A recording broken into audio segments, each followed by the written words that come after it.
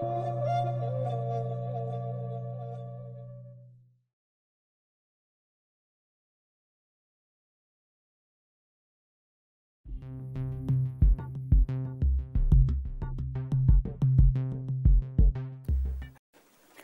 students, today we will learn about brief outline of cancer biochemistry and cancer phase of cell cycle.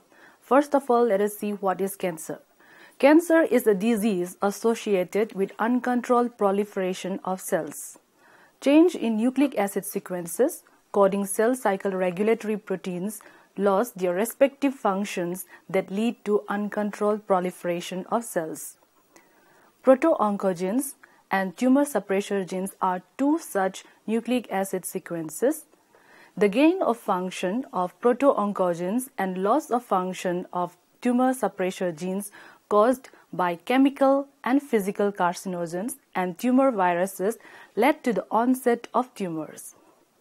A dividing cell like cancer cell requires three basic needs: rapid ATP generation to maintain energy status, increased biosynthesis of macromolecules, and tightened maintenance of appropriate cellular redox status. To meet these needs, cancer cells acquire alterations in the metabolism of all four major classes of macromolecules: carbohydrates, proteins, lipids, and nucleic acids, which are done in a stressful and dynamic microenvironment of solid tumor where concentrations of crucial nutrients such as glucose, glutamine, and oxygen are spatially and temporally heterogeneous. Now let us see few characteristics of cancer cells. Rapid ATP generation in cancer cells. Tumor cells must generate the energy to support rapid cell division.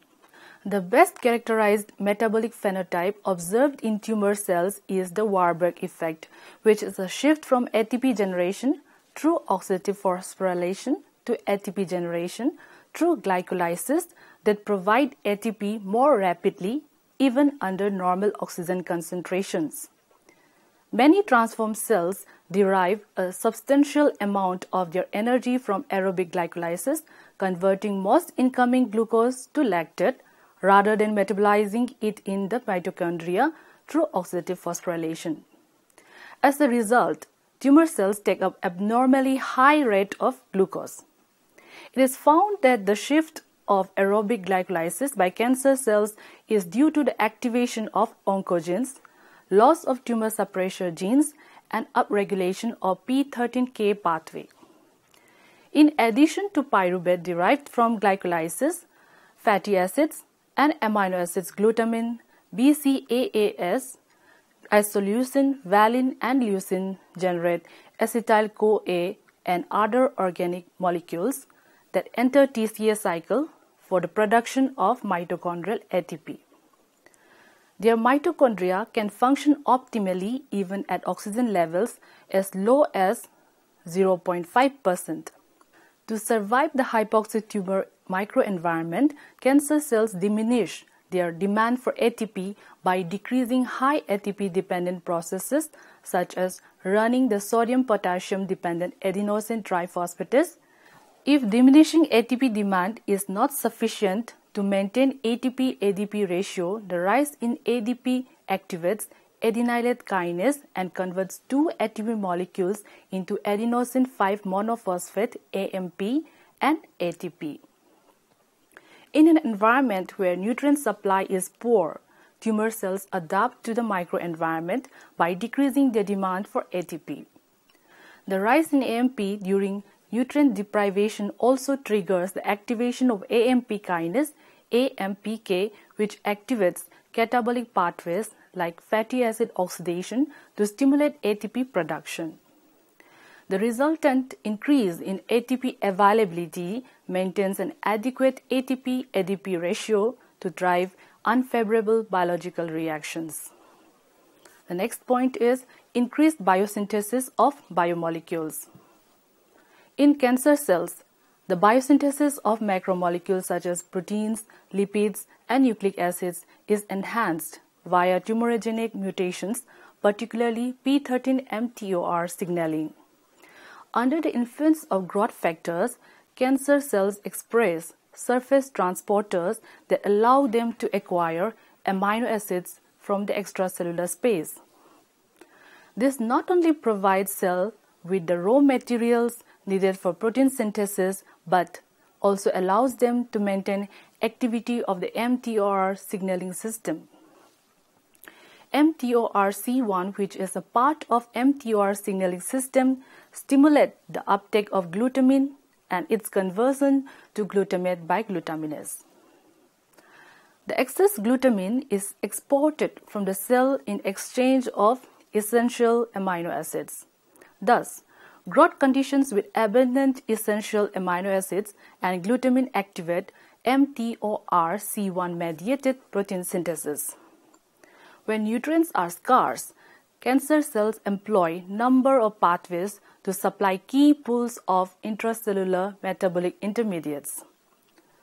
Intracellular proteins are recycled through autophagy to supply amino acids. Extracellular proteins and other components are internalized by macropinocytosis to supply nitrogen and carbon to central metabolic pathway.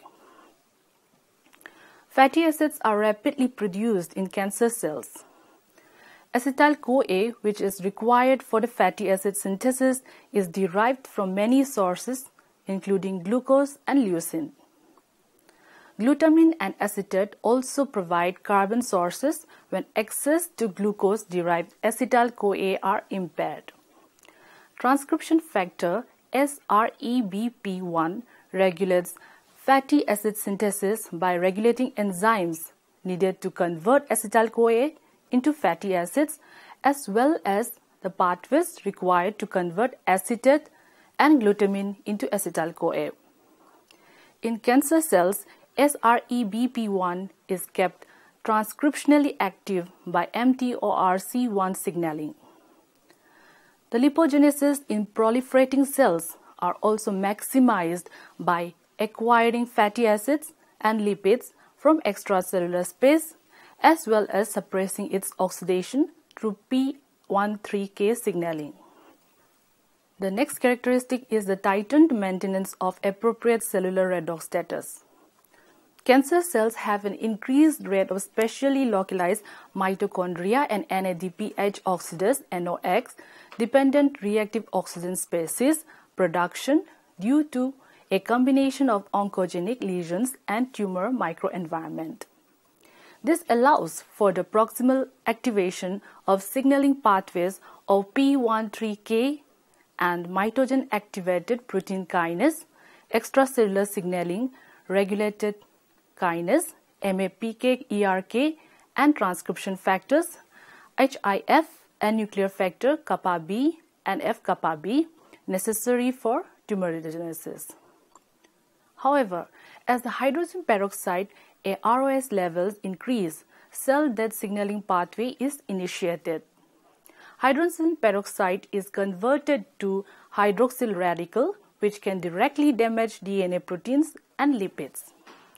Thus, the localized ROS in cancer cells, which activate signaling pathways and transcription factors to promote tumorigenesis, need to be buffered from reaching levels of ROS that incur cellular damage by the increased expression of antioxidant proteins.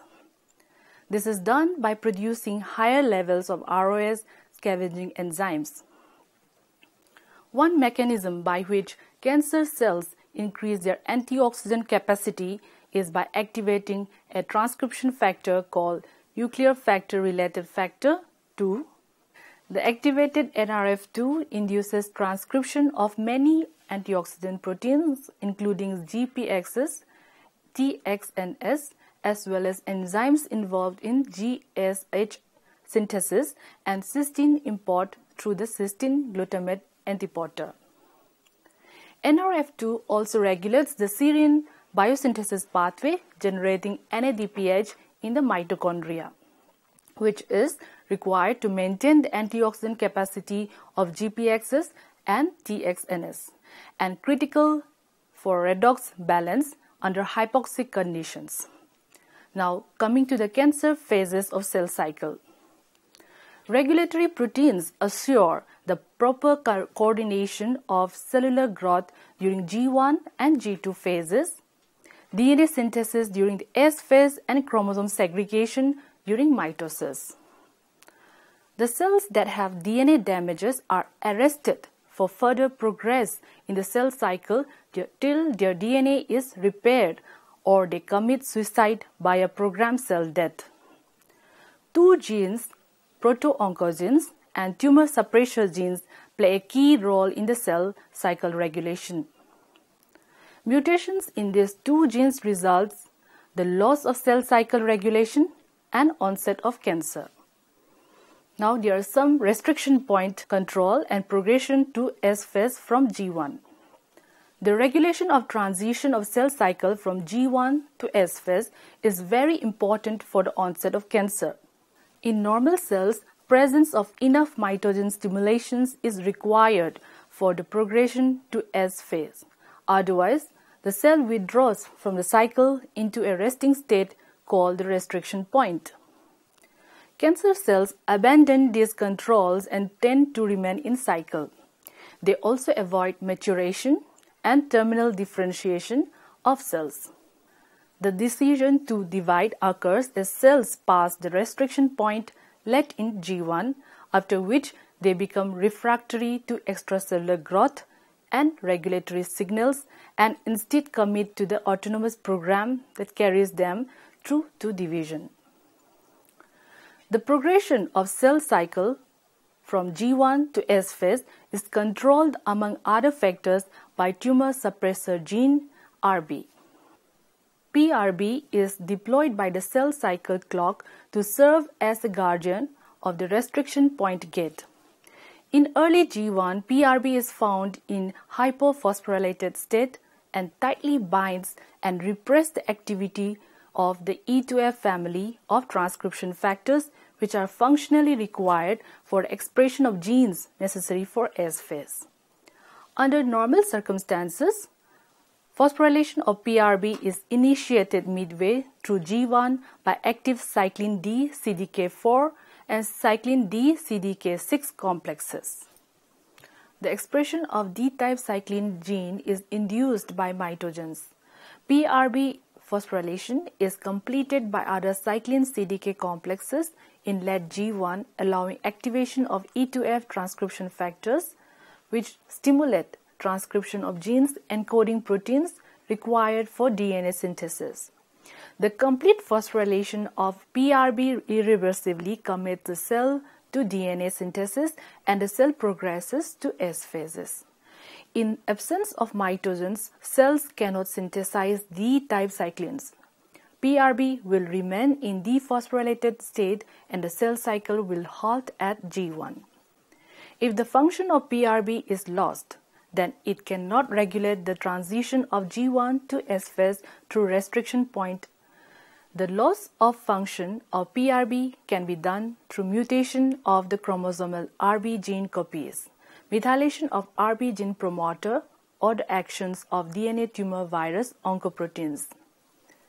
In some cases, PRB phosphorylation is deregulated, resulting in inappropriately phosphorylated and functionally inactivated PRB.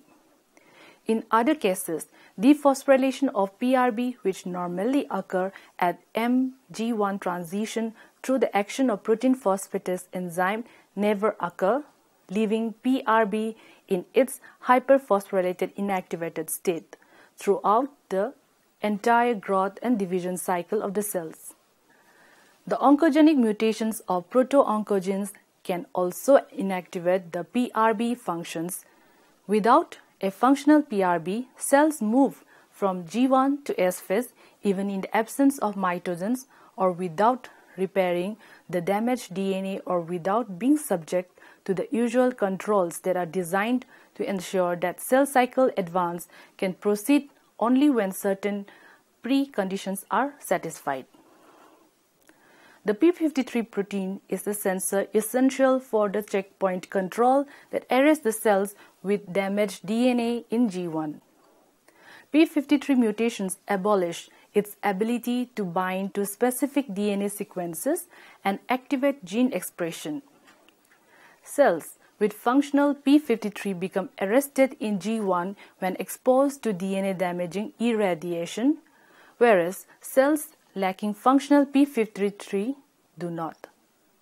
p53 protein is highly unstable and present at a very low concentration in normal cells.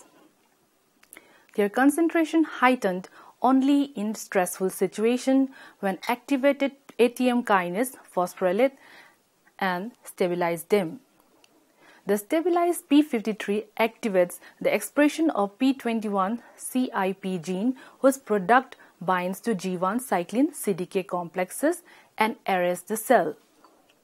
When the p53 G1 checkpoint control does not operate properly, damaged DNA can replicate, perpetuating mutations, and DNA rearrangements are passed on to daughter cells, contributing to the likelihood of transformation into metastatic cells. p53 also induces the arrest of cells in G2M phase transition when DNA is damaged following replication. p21-CIP and two other proteins induced by p53 inhibit cyclin-CDK1 complexes required for entry into mitosis. p53 also represses expression of the genes encoding cyclin B and topoisomerase II, which are also required for G2 mitosis transition. If DNA is damaged following its replication, p53-induced G2 arrest will prevent its transmission to daughter cells. Now, finally coming to the conclusion, mutations in tumor suppressor genes and proto-oncogenes initiate tumors, and their progression required many biochemical changes. The cancer cells are able to adapt a stressful microenvironment where crucial nutrients and oxygen supply are scarce and heterogeneous. They can generate more ATP from different sources and at different environmental conditions, even under hypoxic conditions.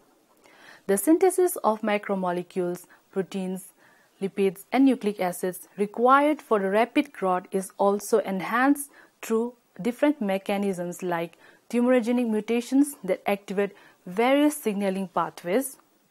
The supply of key intracellular metabolic intermediate is also enhanced. With the progression of cancer, production of reactive oxygen species are also increased, which is detrimental in the survival of the cells. This increased ROS is countered by increasing the production of antioxidants like GPX and TXNs. Progression of cells from G1 to S phase is very crucial for the development of tumor. Normally, this progression is done if growth factors are present and enough mitogen stimulation is provided before restriction point. Withdrawal of mitogens before the restriction point results in the exit of the cell from the cycle. Tumor suppressor genes PRB and p53 play crucial roles in the progression of the cells from G1 to S phase. Functional PRB and p53 inhibit the progression of cells through restriction point in the absence of enough mitogen stimulations and DNA damages. Mutations in PRB and p53 genes results in the unrestricted progression of cells from G1 to S phase even in the absence of mitogens or damaged DNA. p53 also check the progression of cycle to M phase if DNA is damaged following replication.